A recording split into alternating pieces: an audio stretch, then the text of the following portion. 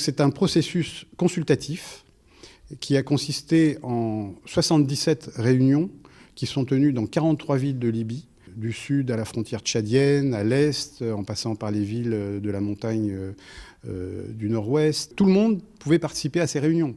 Donc on avait bien sûr des notables, des gens des groupes armés, on avait des policiers, des responsables sécuritaires, puisqu'il y a un grand volet sur le désarmement aussi dans ce rapport.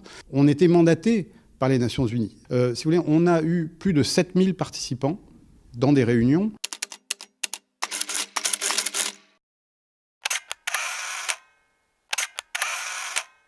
Tout d'abord, les Libyens sont attachés à l'unité nationale et aussi un fort niveau de décentralisation. On ne peut pas parler de volonté sécessionniste en Libye. Il y a le fait de considérer la sécurité comme un besoin élémentaire. Donc la sécurité, ça veut dire aussi le désarmement des groupes armés.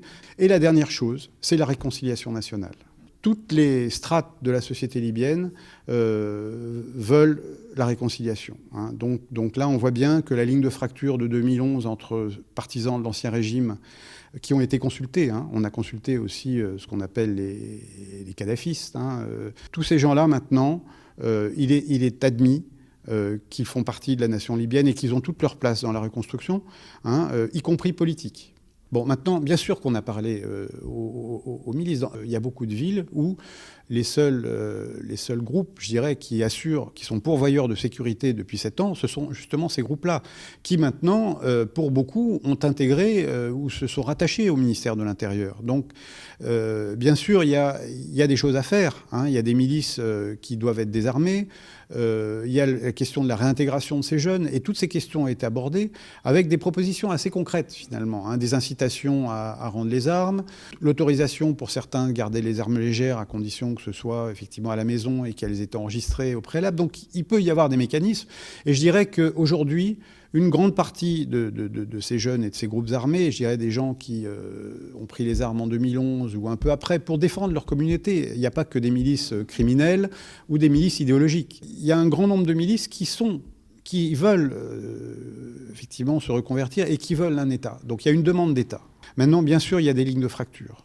Lignes de fracture sur le rôle notamment du maréchal Haftar. Certains le voient avec un rôle plus politique et d'autres cantonnés uniquement dans des attributions très très militaires. Mais de la vie générale, l'armée en Libye, la population libyenne ne veut pas d'une armée politique. L'armée doit être sous les ordres du chef de l'État, qui serait élu et issu d'une légitimité des urnes.